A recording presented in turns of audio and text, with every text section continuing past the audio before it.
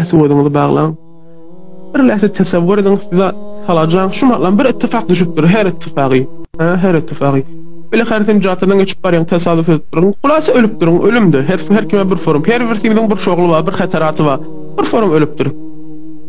Tesewwür et, can berim, evvel can berim, şu matlam can berim otyrum. Ol can bermegi tesewwür et haýyşdy diýen. Ol can bermegi Hazreti Ömer radıyallahu anh haýdiýa sen damarlaryny ihsas edýän şonuň can bereňne diýe näjire can berip alawyny gyllygyny. Musulmana can vermek pembäni bir-birinden ayırmak yanakdır diye. Amma şoyam gyllygy bar. Tesewwür hala bu taýyny geçeýil tesewwür edil rahat can berip. Allah Taala kämmil gowry. Resul ekrem ummasa diýip. Tesewwür etkin yek derdoyer, sana kabristanyna amada seni salajağın üstüne koyup, kardeşin giydiyen emun dayın, emmen dayın koyup doşlarının üstüne seni ekidip baryalı. Tesewwür et şuma lan seni ekidip baryalı, doşlarının üstüne koyup, senin ödüňi verip otyryň ekidip baryalı. Gygyryan, hakikat görüň ha. Gygyryan, men nire ekidýäňiz? Ödüň bilen fikir edýän şonu, ey bar Hudaýa men öldüm, ana şuna kabra girmelim men. Men dige şundan soň şu dünýäni görmeýinmi? Ey bar Hudaýa men şundan soň şu dige şu dünýäni görmeýin, tamammy?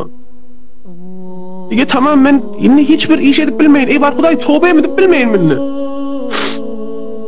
Ey bar Hudaýa tobe diýen bir fursat ber, ey bar Hudaýa bir fursat ber tobe diýen. Meni ýedime gaýtar, ýok bolmaý. Girmelsen şu taý. Ben girmel şu taý.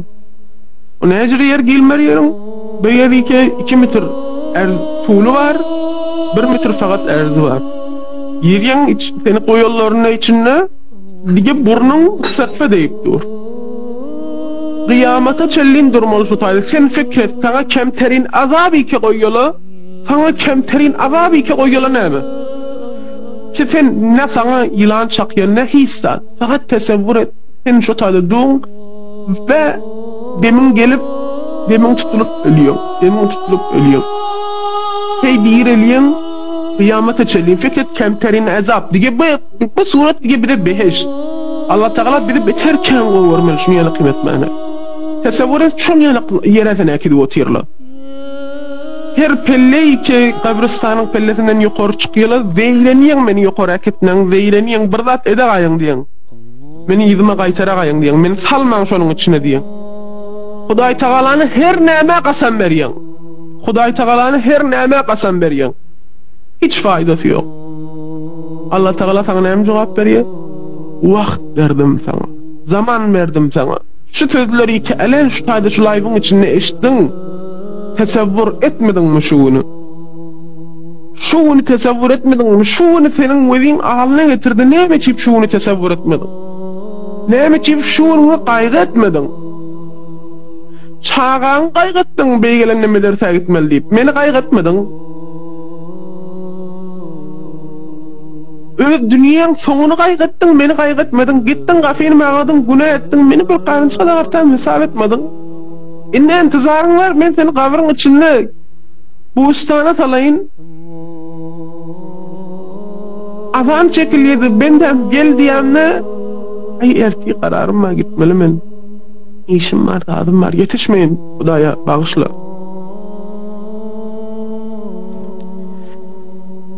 Ey var Hudaýa toba diýen bagyşla meni ýygyň gaýtar. Ey var Hudaýa bir çynany forsat ber meni ýygyma gaýtar. Girmeýin şonuň içine ey var Hudaýa. Ey var Hudaýa girsem tamam, indi men toba diýen Hudaýa. Bolmaý ýygyň gaýtdy. Her işetden ýygyň gaýtdy. Her işetden. Şuna tesewwür et, fakat seni ekidip barýaly. Şunu tesewwür et, başka insan fikir. Tefekkeru fil mevt diýeli. Ey var Hudaýa toba diýen, ey var Hudaýa bagyşla, ey var Hudaýa mege kelläňe näme gelýär şu taýda kitaplarda gelýär. Ey var Hudaýa mege sen Tawwabur Rahim däme, ey var Hudaýa sen Qur'anyň içinde diýdirň men Tawwabur Rahim diýip. Ey var Hudaýa Hazreti Adamy sen Peygamberin adyna bagyşladyň, ey var Hudaýa Peygamberin adyna senden isleýin meni bagyşla bergin, men dünýä gaýtary bergin. Ey bendem, dünyada eger şunu isletedin, men senin şu adyň hurmatyna hidaýet ederdim. İslemedin mende. Menim gafymy vurmadyň, gitdiň bir däne porxonyň gafysyny vurdyň. Menim gafymy vurmadyň, gitdiň menim bendämiň gafysyny vurdyň. Menim gafymy vurmadyň, gitdiň menim mahlugymyň gafysyny vurdyň. Inni menden näme intisaryň bar?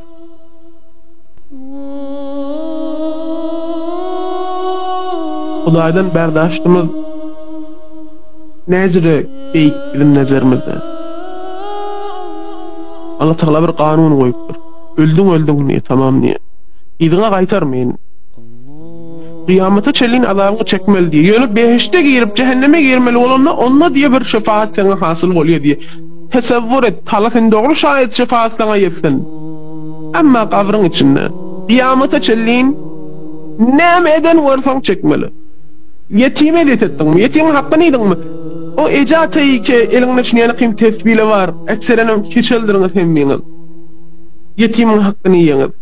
Eliňde tesbih şeýle kowzalara aýlanyp ýeki pul berýändiriňiz. Emula daýla. Siziň eliňde kän yetim malýa. Emula daýla. Kän yetim malandyr eliňde.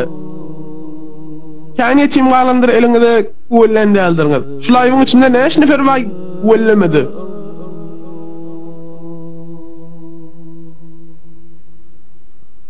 Kıyamatta senin Qur'an be Qur'an'ı senin çekip alýar. Qur'an be Qur'an'ı. Resul Ekrem sallallahu aleyhi ve sellem bir gün sahabaları diye gelin niye şu seperin üstüne durun diye seper oğud alıp barıyor. Günün aşağında Arabistan'ın günün aşağında. O dur diye seperin üstüne diye. Sahabalar yeki duruyorlar. Üstüne durup otur. Resul Ekrem soruşuyor. Nagat malyň bar diye. Nagat malyň bar diye. Näşden şuturuň bar diye. Näşden düýäň bar diye. Näşden öýüň bar, näşden keniziň bar diye. Ya Resulullah men şunun üstüne jogap bereyinmi diye. Diýin ha diye men känni nagat tanaýyn näme etdiň diye Resul Ekrem bulanlar diýme näme etdiň maňa diye. 1 saat 2 saat ayağı ýanyş şonuň üstüne fakat jogap berýinçe Resul Ekrem näme bardy nira berdi. Yani hesap pes verýän, bu daýym berem bolsaň, adap çekip sen pes vermeli şonu. Her nagat malyň känrek boldy. Aňar tarapdan mesuliyetin känrek hesap bermese gyrra. Baý adamlarymyz şunu dikkat etdiler. Malyň barmy? Bir sahabalaň birsi geldi seperin üstüne, baý. Nämen bar? Plan yüzden düýän bar, plan yüzden kenizim bar, näme bar. Ya Resulullah men täfelikde hemmijiňni waqf etdim bir ýere. Yani on nagart malyň ýeki hesabyny bermedi, hemmijiňni waqf edipdir kullu.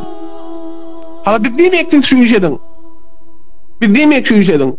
Şuna mengdeş Muhammed Mehruzcan bir lehsi dur. Bir gurrun edip oturdu Allah'ımız bilen. Bir lehsi dur ekkelgen men seni yukarı ekkelgen. Behsimiz harap olmasın. Ahirin nefer Hazreti Salman Farsi geli seperin üstüne.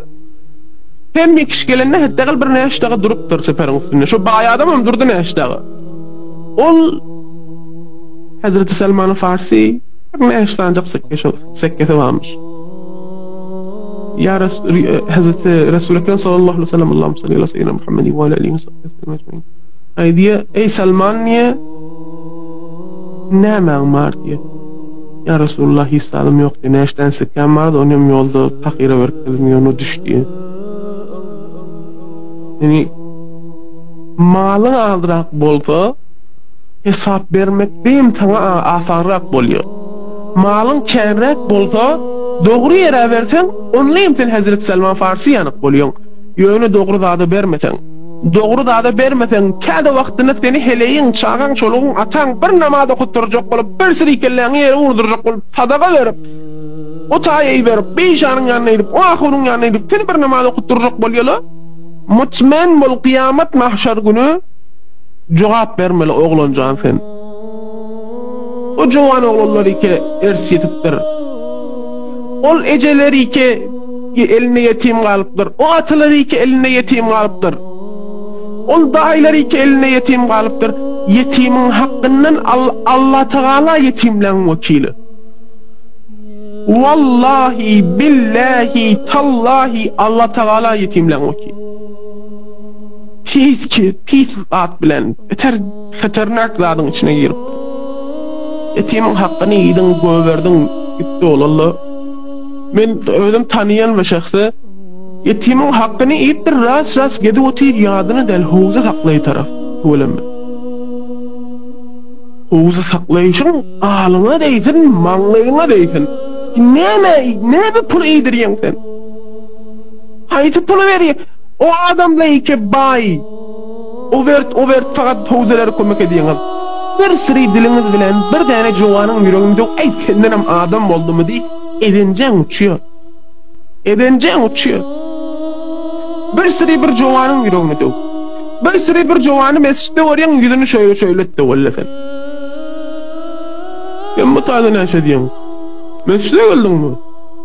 Berekallah siz yanıklar ya mescitte oraya ey dilini yılan vursun senin dilini yılan vursun burada dediğin çağa diye mescide gelip bilmesin burada dediğin diye çağa sen ayağını koyup bilmesin şu tayda onu ne biçim gelmeyi mescide diye sen yanak bir adamla iki dillerinin zehri var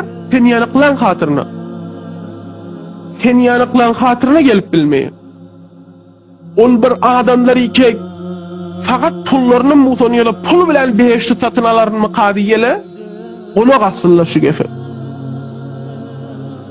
dilin bilen bir öyleri yıkıp durun, bir zatları haraplap durun, bir adamları yoldan çıkarıp durun, bir adamları Hudaydan taşıdıp durun, bir adamları iki Hudayın kucağına olmuşlar, onu Hudayın kucağına çekip çıkarıp durun. Haberin yok oğlum.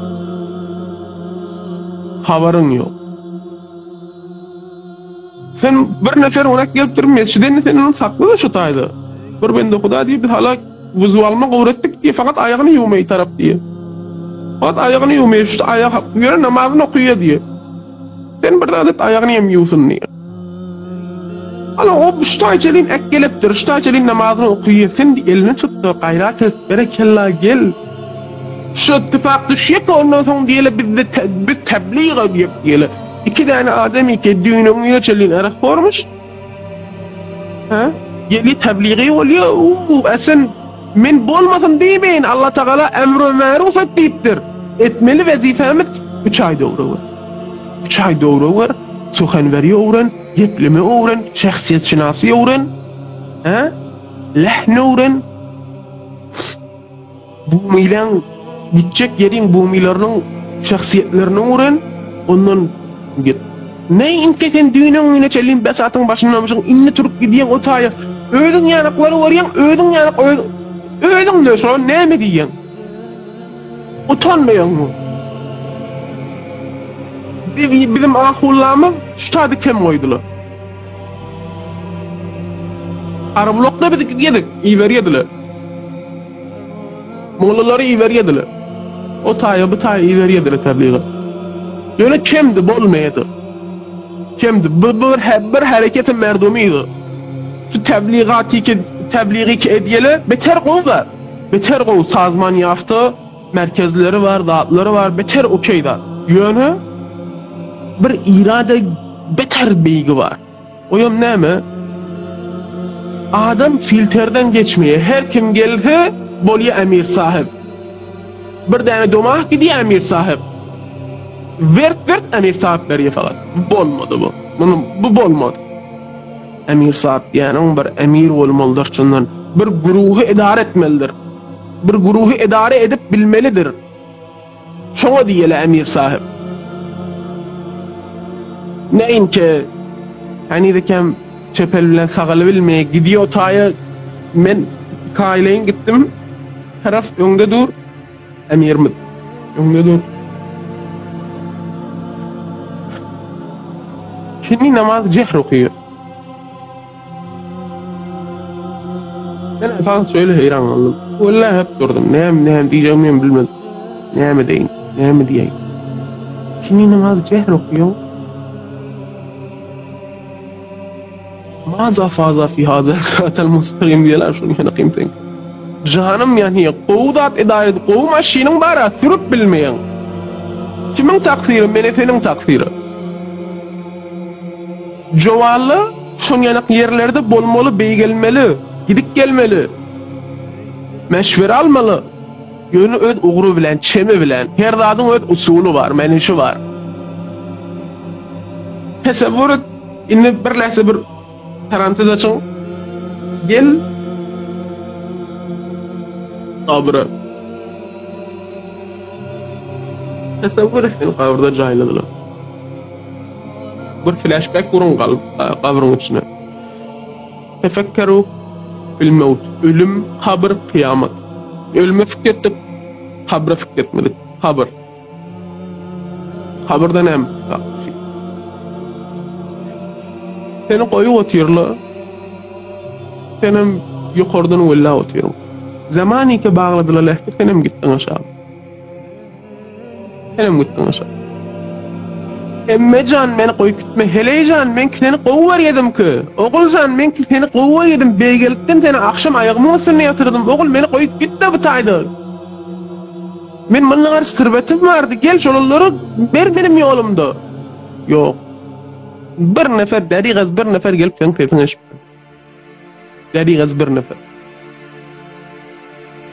Deriğez bir nefer ki gelip fakat sana bir ayet okuymanı. Eğer oğluk etmem bolsam. Oğluk adam bol, yaxşı adam bolan bol, goğun tapan bol, yürek dövmen bol, geçen adam bir pata kaldı. Geçen adam, vah, o adamda bir pata kaldırayım. Bir alkam üç kulullah okar.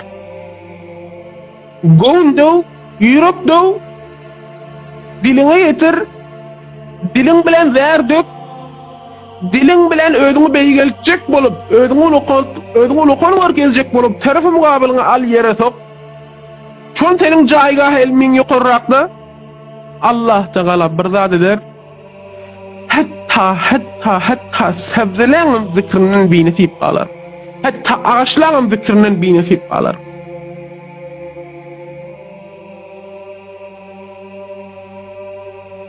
Dil näme diýeli gadim kılı türkmenler dilim başıma getirer zulüm. Dilim başıma getirer zulüm. Dil bilen abad edip bolýar, yıkıp bolýar. İki däne zat insanla, iki däne zat. Eger şu iki däneni kontrol edip bilseňiz, men muhre tezmin urýan size.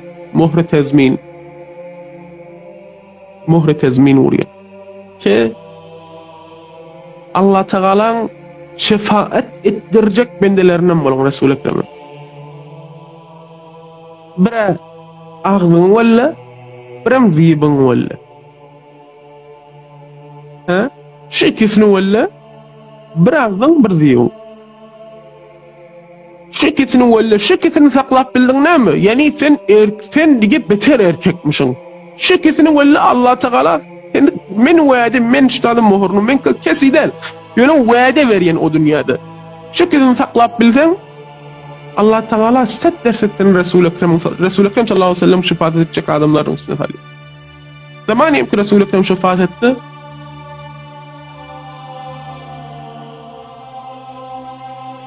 Näme iftihar mundan ýokarrak Resul Ekrem şefaat eden adamların üstüne giriyor.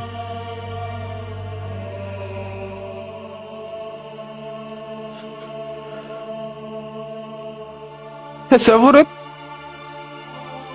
avrın içinde saqf beýip oturýardyňa. Ey bar Hudaýa, bana bir ýol berken, bir zat et, men bendendirin. Mege diýme elemek, her zaman baziýet, her zaman bazi. Näme zaman bazi ke başarýan? Sen ahirete zaman bazi bolasyn.